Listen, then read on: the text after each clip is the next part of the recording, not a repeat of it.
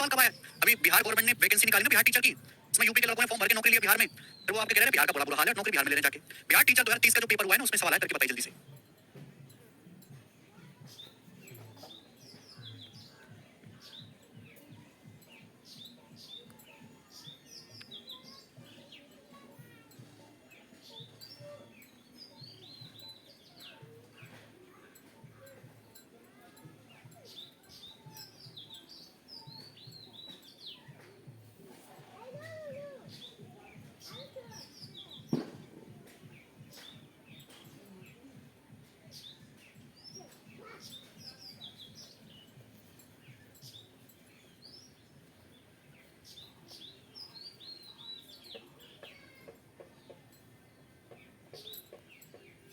ठीक है जी, मैं बार बार बालकों को समझाता हूँ, केवल परसेंटेज रेशियो का मजाक बनाओ।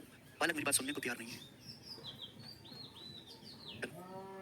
क्या है सवाल का आंसर? बिहार टीचर 2023 के पेपर का सवाल है।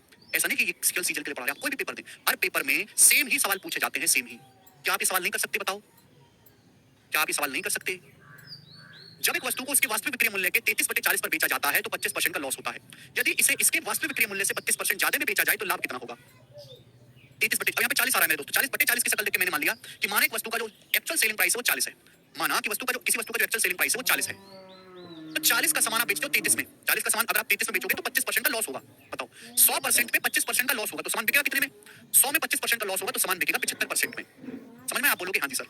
अब बोला यदि इसे एक्चुअल सेलिंग प्राइस से 32% ज्यादा में बेचा जाए, ये लाइन पढ़ो। अब इन लाइनों को ढंग से पढ़ के इनका मतलब निकालने के लिए परसेंटेज आनी चाहिए, परसेंटेज के साथ खेलना आना चाहिए। यदि इसे इसके वास्तविक विक्रय मूल्य से 32% अधिक पर बेचा जाता है, भाई वस्तु का वास्तविक विक्रय मूल्य क्या माना है मैंने? 40। 40 से 32% ज्यादा क्या होता है? 40 का 1.32।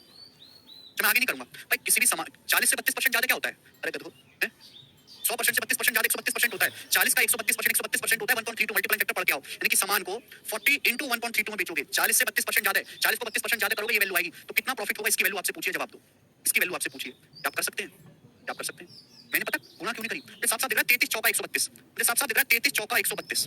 ये 4 है, फिर 40, 40 चौका 160, यानी कि इसका 1.6 गुना है। ये 0.04 फिर 40, 0.04 की 40 में गुणा करेंगे 1.6 गुना हो गया, 1.6 गुना। मुझे साफ साफ दिखाई देगा ये, इसे मैंने गुणा ही नहीं करी इसकी।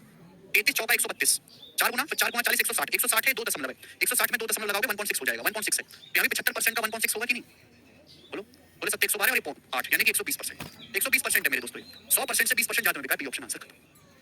कैलकुलेशन ये नहीं है कि आप अलग से कोई जापानी ट्रिक सीख रहे हैं इसका क्यूब निकालना। हेलो, ये है ये बेटे, ये 75 की 1.6 में गुणा कैसे जल्दी करी? 75 की गुणा 1.6 में कैसे जल्दी करी? ये है कई सारे तरीके।